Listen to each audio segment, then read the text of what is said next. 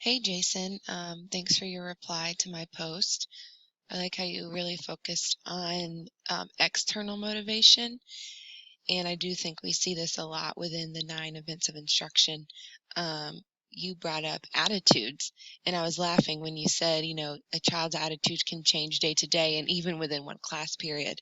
And I see that true. Um, in pretty much every class period, I'll have a child who's excited for the beginning of the class and getting the instructions on what they're doing. And then, when it's time to actually apply that, which is one of the levels of the 9 events of instruction, they kind of lose their motivation and their attitude because that's the part they have to do independently. And that can be challenging for them. And a lot of times it's challenging for my friends in the special ed world.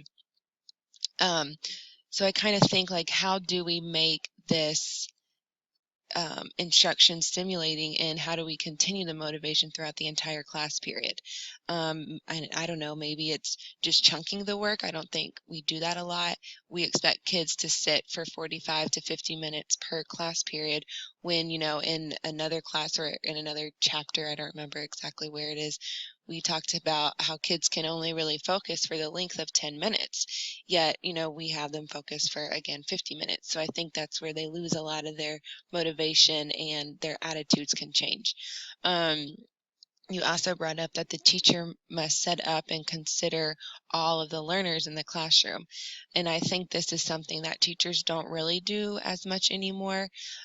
We have to create that stimulating instruction, but then again, how do we really make it stimulating? The county gives us textbooks that we have to use, we're expected to use, and they also give us these lesson plans, although they're titled hands-on lesson plans, but they give us all these lesson plans online that are aligned with the AKS and that they want us to teach through.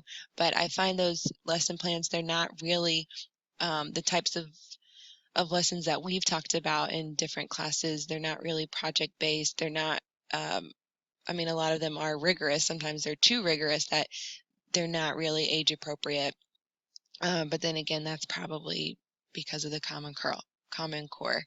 Anyways, um, and kind of the question that was developed when I was listening to your post was, some schools and some of the teachers are supposed to teach the same exact lesson plans, and they're supposed to create the same lesson plans. I know my school's doing that this year.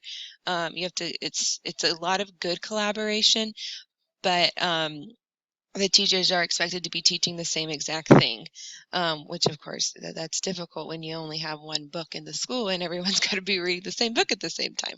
Anyways, so we're supposed to be teaching all of the same thing, and I wonder, is this truly an effective way of teaching and of learning? We have these different types of learning styles that we're supposed to teach to, and everybody's class makeup is a bit different. Some teachers may have the gifted children, other teachers may have the lower range children, or the average range, the special ed. So every class is almost made up differently.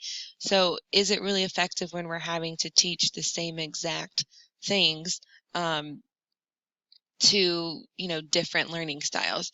Sometimes I don't see that as that really being differentiated instruction.